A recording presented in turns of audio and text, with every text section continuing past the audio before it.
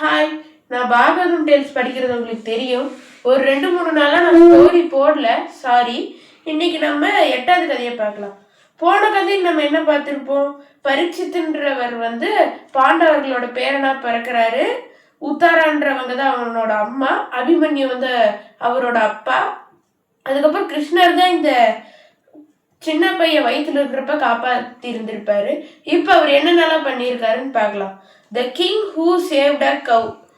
பரீட்சித் ஒரு நாள் கலின்ற ஒருத்தர் அவரோட ராஜ்யத்துக்குள்ள புகுந்ததா கேட்குறாரு. அவரோட ராஜ்யத்துக்குள்ள வந்ததா கேட்குறாரு. கலின்றவர் வேற யாரும் இல்லை, கலியுகத்தோட மொத்த உருவம். 4 யுகங்கள் இருக்கு. யுகங்கள் மாற மாற மக்களோட நல்ல குணங்கள் குறைய, அவங்க வாழ்ற நாட்களும் குறையும். அதுக்கப்புறமா ஒரு நாள் அவர் சரி நம்ம ராஜ்யத்தை சுத்தி ஒரு ஊர்வலம் மாதிரி போயிட்டு வரலான்னு போறாரு. அப்ப குருக்ஷேத்ராவையும் தாண்டாரு. குருக்ஷேத்ரான்றது உங்களுக்கு ஞாபகம் இருக்கும்னு நினைக்கிறேன். அங்கதான் ஒரு போர், பெரிய போர் நடந்தது. சரி, கண்டினியூ பண்ணலாம். குருக்ஷேத்திரத்தை தாண்டாரு. அதுக்கப்புறமா தூரத்துல பாக்குறாரு, ஒரு மாடும் ஒரு காளை மாடும் ஒரு பசுமாடும் பேசிட்டு இருக்குது.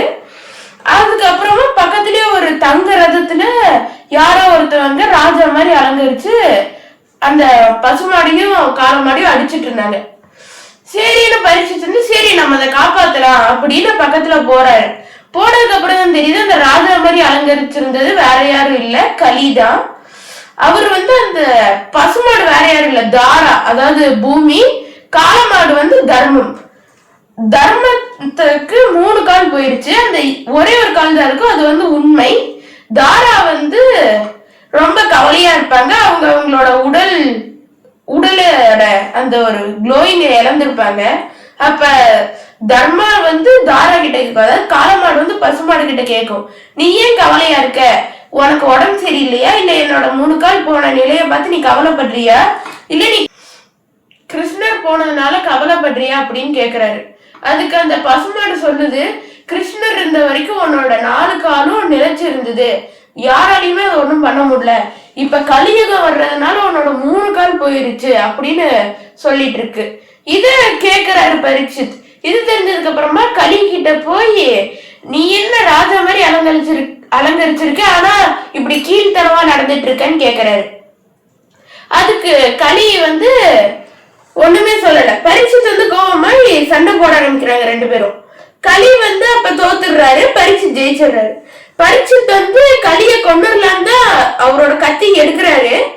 ஆனா அதுக்கு நடுவுல அவருக்கு திடீர்னு ஒண்ணு தோணுது. என்னன்னு பார்த்தா கலி கிட்ட ஒரே ஒரு நல்ல விஷயம் இருக்கு. அதனால கலிய உயிரோட விட்டுறாரு அவரு. அதுக்கப்புறம் கலி பரீட்சித்தோட கால்ல விழுந்துடுறாரு. அதுக்கு பரீட்சித் சொல்றாரு, என்கிட்ட சேர்ந்தவங்க யாரும் கஷ்டப்பட வேணாம், நான் பாத்துக்கிறேன்னு சொல்றாரு. கலியும் சந்தோஷமா இருக்காரு. அதுக்கப்புறம் பரீட்சித் நீ உனக்கேத்த மாதிரி என்னோட ராஜ்யத்துல எங்க இருந்தாலும் நீ போய் இருந்துக்கலாம் அப்படின்னு சொல்றாரு. அது கலி உங்க ராஜ்யத்துல நான் இருக்கிற மாதிரி இடம் இருக்காது அப்படின்னு சொல்றாரு. உங்க ராஜ்யம் ரொம்ப நல்ல ராஜ்யம், அந்த இடத்துல என்னால இருக்க முடியாதுன்னு சொல்றாரு. அதுக்கு பரீட்சித் நீ நிறைய தங்கங்கள் இருக்கிற இடத்துல இருன்னு சொல்றாரு. கலி யோசிக்கிறாரு. அதுக்கப்புறமா பரீட்சித் சொல்றாரு, தங்கங்கள் இருக்கிறப்ப நமக்கு ஒரு பேராசை வரும், அடுத்தவங்களை பார்த்து இழிவா நினைப்போம், அதனால தங்கம் தான் உனக்கு கரெக்டா இருக்க வேண்டிய இடம், அந்த இடத்துல நீ இருன்றாரு. அதுக்கப்புறமா கலியும் ரொம்ப நன்றியோட அவர் கூட போய் இருக்கிறாரு. பரீட்சித் அதுக்கப்புறம் ஒரு தடவை வேட்டைக்கு போறாரு. அப்ப என்ன நடந்ததுன்றது அடுத்த கதையில பாக்குறான். பாய்.